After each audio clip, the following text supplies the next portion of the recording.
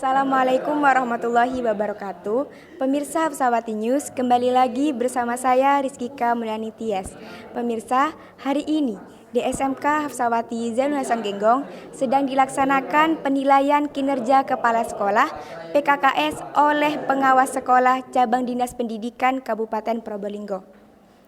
Penilaian kinerja kepala sekolah ini dilaksanakan di Laboratorium Perbankan Syariah SMK Hafsawati Zainul Hasan Genggong. Berikut liputan untuk Anda.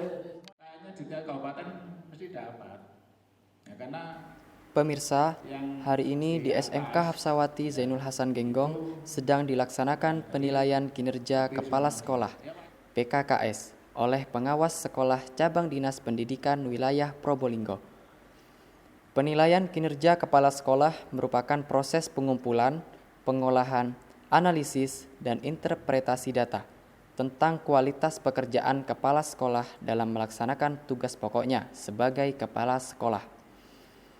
Tugas pokok kepala sekolah adalah melaksanakan fungsi-fungsi manajerial dalam rangka mencapai visi dan misi sekolah yang dipimpinnya. Penilaian kinerja kepala sekolah ini memiliki 156 instrumen penilaian. 156 instrumen tersebut meliputi aspek manajerial, aspek kewirausahaan, aspek supervisi, aspek tugas tambahan, aspek PKB, dan aspek kegiatan penunjang. PKKS di SMK Hafsawati Zainul Hasan ini dilakukan oleh pengawas sekolah Cabang Dinas Pendidikan Probolinggo, Bapak Mulyanta, SPD. Menurut beliau, kinerja Kepala SMK Hafsawati Zainul Hasan Genggong, Bapak Andi Jauharil Mustafa sudah sangat baik. Beliau mengatakan bahwa Bapak Andi Jauharil Mustafa memiliki konsen yang cukup tinggi terhadap pengembangan SMK Hafsawati Zainul Hasan Genggong. Harapan apa yang ingin dicapai dari diadakannya PKKS di sekolah-sekolah di Probolinggo? Terima kasih. Jadi ada 4 komponen yang berkepentingan dengan PKKS ini. Yang pertama dari Cabang Dinas Pendidikan Probolinggo.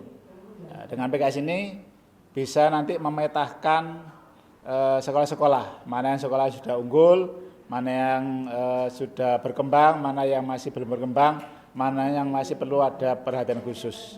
Sehingga cabang dinas akan dapat melakukan kegiatan yang lebih tepat sasaran. Yang kedua, untuk pengawas. Pengawas ini merupakan salah satu tugas pokok fungsi, yaitu untuk melaksanakan penilaian kinerja kepala sekolah. Yang ketiga itu untuk kepala sekolah. Dalam rangka apa? Yaitu untuk peningkatan karir kepala sekolah. Karena dengan hasil PKKS itu, terutama untuk kepala sekolah di lembaga negeri, itu bisa dijadikan sebagai salah satu sarana untuk peningkatan karir kepala sekolah yang bersangkutan, dan juga digunakan bagi dinas untuk mempertimbangkan apakah kepala sekolah itu bisa diperpanjang masa jabatannya atau tidak. Termasuk juga untuk kepala sekolah di swasta, sebagian yayasan juga menggunakan hasil PKKS untuk peningkatan karir kepala sekolah. Kemudian untuk sekolah sendiri, dengan hasil PKKS ini diharapkan rekomendasi nanti yang dihasilkan oleh PKKS, ya, nanti ini bisa dijadikan salah satu masukan dalam menyusun program kerja tahun yang akan datang. Selanjutnya, bagaimana penilaian Bapak terhadap kinerja Kepala SMK Hafsawati Zainul Hasan Genggong? Setelah mendengarkan paparan dari Kepala Sekolah SMK Zaha, Bapak Andi Jauharil, bahwa beliau memiliki konsen yang cukup tinggi terhadap pengembangan SMK ini. Dibuktikan dengan beberapa macam program yang sudah dilaksanakan dan akan dilaksanakan. Ya, termasuk memperbarui beberapa MOU dengan IDUKA. Kemudian yang terbaru rencana kerjasama dengan Komjen Jepang, yang tentunya itu adalah untuk meningkatkan kompetensi siswa di dalam mereka melaksanakan nanti terjun ke dunia kerja. Jadi penilaian kami, Bapak Johari sangat memotivasi terhadap guru-guru sehingga guru-guru di sini punya kedisiplinan yang tinggi, ya, baik terhadap kehadiran maupun terhadap aturan-aturannya lain, termasuk aturan menggunakan pakaian yang sudah diatur sedemikian rupa. Saya lihat juga guru-guru semuanya kompak, ya, dari pakaiannya juga dari bagaimana mereka dalam melaksanakan tugas-tugasnya. Selanjutnya, apa harapan Bapak untuk SMK Zainul Hasan ke depannya? Ya, SMK di pondok ini mempunyai peran strategis. Karena selama ini anak-anak pondok lulusan pesantren itu identik dengan setelah lulus paling enggak jadi mudin gitu ya. Tapi ke depan ini tidak.